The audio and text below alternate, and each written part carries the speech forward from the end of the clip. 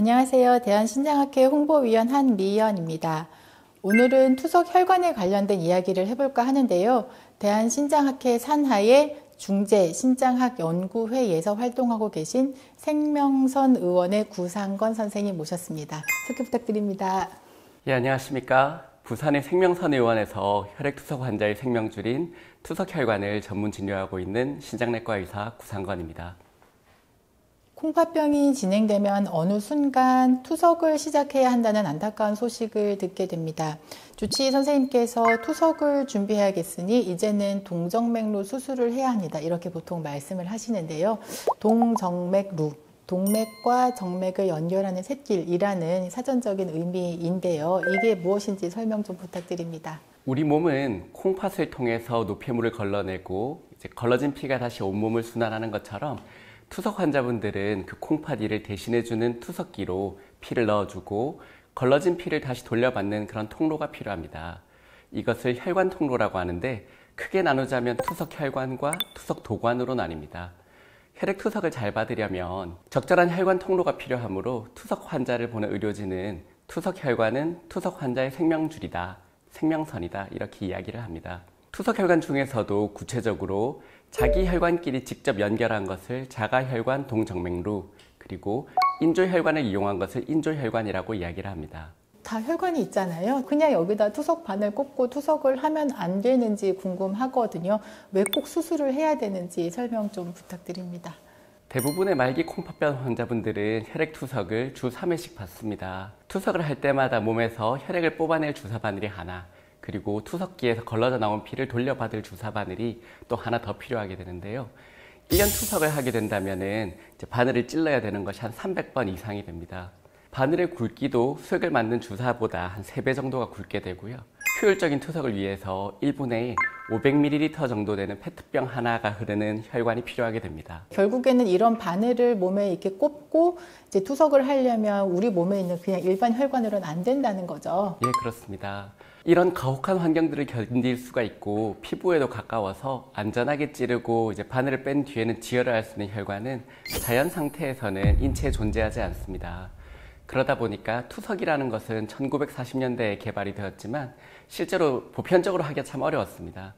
1960년대가 넘어와서 미국의 신장내과 의사인 브레시아와 시미노가 고안을 하고 외과 의사인 아펠이라는 분이 심장에서 강하게 피가 뿜어져 나오는 동맥이라는 혈관과 부드럽고 피부에 가까운 정맥을 연결하는 수술을 해드렸는데 이 수술을 통해서 동맥처럼 변화한 정맥을 찔러서 투석에 이용할 수 있게 되었습니다. 결국에는 투석 혈관을 수술을 해야 한다는 것인데요. 이 수술 방법에 대해서 조금 더 자세히 설명을 해주셔야 될 것 같아요. 수술을 어디에다 하는 건가요? 앞에 말씀드린 것처럼 브레시아와 시미노 선생님이 고안해서 만든 투석혈관은 이런 손목 근처에서 노동맥이라는 것과 노쪽 피부 정맥이라는 혈관을 서로 이어붙인 방식입니다.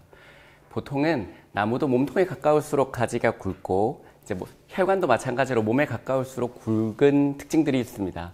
몸에서 먼 손목 부위에서 먼저 혈관을 만들면 다음 수술을 위한 선택지를 남겨둘 수 있고 찌를 수 있는 자리들을 많이 확보할 수 있습니다. 그리고 혈관이 팔 오금 부위에서 이렇게 갈라져서 가게 되는데 한쪽으로만 혈류가 몰리면 생길 수 있는 문제들을 최소화하는 장점들이 있어서 지금까지도 투석혈관을 만들 때는 손목에서 만드는 것을 우선 고려를 합니다. 근데 손목에서 만약에 만들기가 어려운 경우에는 어떻게 하나요? 그런 경우에는 몸에 좀 더 가깝게 팔 오금 쪽에서 보통 수술을 하기도 합니다. 드물지만 투석혈관을 만들기에 적합한 혈관이 팔에 아예 없는 분들은 다리에 만들거나 목걸이 같이 가슴을 이렇게 두르는 형태로 만들기도 합니다. 만약에 투석 혈관이 말씀 주신 대로 다리나 목 근처에 있으면은 이제 찌르기가 굉장히 힘들 것 같습니다. 위생상으로도 문제가 되고 또 한편으로 되게 부끄럽기도 하고 그렇죠. 잘 보지는 못하는 것 같은데요. 매우 드물게 그런 분들이 간혹 있습니다. 아까 자가혈관과 인조혈관이 있다고 하셨는데요. 그러면 자가혈관을 말씀을 해주셨고 인조혈관은 어떤 건가요? 자가혈관으로 투석혈관을 만드는 것들을 보통 더 좋다고 많이 권하는데 자기 혈관의 상태가 투석에 적합하지 않은 분들이 있습니다. 그런 경우에는 인조혈관을 활용하게 되는데 살아있는 혈관이 아니라 인공적인 튜브를 가지고 투석에 이용하는 것이라서 반복적으로 찔렀을 때 혈관벽이 손상되는 정도가 심하고 자기 혈관에 비해서 쉽게 잘 막힌다는 단점이 있습니다. 결국 내 것이 아니기 때문에 이물 반응이라는 것과 염증에 취약하다는 문제도 있습니다. 하지만 비교적 빠르게 사용이 가능한 편이고 자가혈관이 부적합한 분한테는 큰 도움이 됩니다. 지금까지 자가혈관 또는 인조혈관을 수술을 할 수가 있다고 했는데요. 이 수술 전신 맞지 않아요? 보통은 우리가 이를 뺄 때처럼 이제 국소 마취라는 것을 하게 됩니다. 병원 방침에 따라서 좀 환자분이 덜 불편하시게 수면 진정 마취를 하기도 하고요. 투석 혈관을 처음 만드는 수술은 준비 과정까지 포함하면 한두 시간 정도 소요가 걸리는데 이미 만들어진 투석 혈관을 고치는 수술, 재수술이라고 하는데 그거는 이미 그려진 그림에다가 또 다른 그림을 덧그려가지고 작품을 만들어야 되는 것이라서 시간도 더 많이 걸리고 할 수 있습니다. 어떤 병원들 같은 경우는 입원을 하지 않고 당일 외래에서 수술하는 병원들도 많이 있습니다.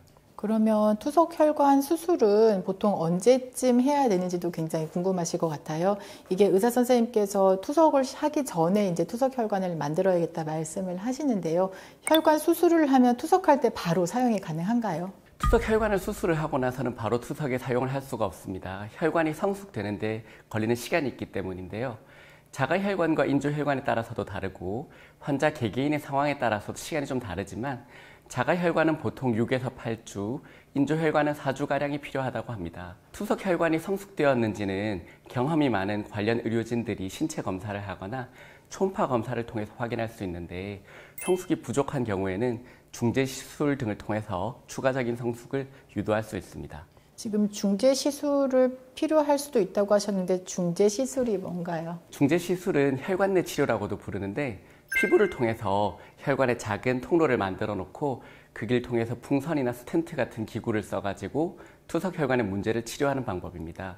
가장 기본이 되는 풍선 확장 시술 같은 경우에는 고무줄이 좁은 바지 같은 경우에 훅 잡아당기거나 하면 좀 느슨해지는 것처럼 좁은 혈관 안에서 풍선을 불어가지고 치료를 합니다. 풍선만으로 효과가 부족한 경우가 있는데 그런 경우에는 스텐트라고 해서 혈관 안에 터널처럼 남겨놓는 기구를 사용하기도 합니다. 말씀 주신 대로 한두 달 정도 성숙하는 데 걸리기 때문에 이 기간이 다 못 돼서 투석이 급하게 필요하면 어떻게 되나요? 투석이 당장 급한데 혈관이 준비가 안 된 분들은 투석 혈관이 성숙할 때까지 목에 있는 큰 혈관에 투석 도관이라는 것을 삽입을 해서 우선 투석을 준비하게 됩니다.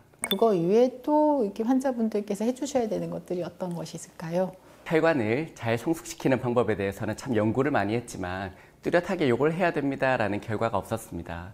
다만 우리가 큰 시험이나 대회를 앞두고는 이제 컨디션 관리를 하고 준비를 하는 것처럼 투석을 할 가능성이 있는 만성 콩팥병 환자분들께서는 미리 혈관을 아껴두는 것이 필요하고 사구체 여과율이 이제 30 이하로 저하될 경우에는 가능한 한 피검사와 정맥주사는 팔 오금에서 특히 하시는 것을 좀 피하고 손등이나 힘들더라도 다리에서 하는 것들을 권하고 있습니다. 그리고 입원해서 혈관 주사를 맞는 경우들이 있는데 주사를 많이 맞은 혈관들은 쉽게 좁아지고 막히는 경우도 있어서 나중에 투석이 필요한 상황이 되었을 때는 곤란한 경우들을 종종 경험을 합니다. 투석이 급한데 동정맥로 성숙이 안 돼서 사용하지 못하는 경우에는 목 근처에 관을 넣는다고 하셨어요. 이 도관에 대해서도 설명을 부탁드립니다. 투석 도관은 바늘로 이제 살을 찌를 필요가 없다는 점에서 통증이 없고 시술을 하고 나서 바로 사용할 수 있다는 점에서 매우 좋은 방법일 수 있습니다.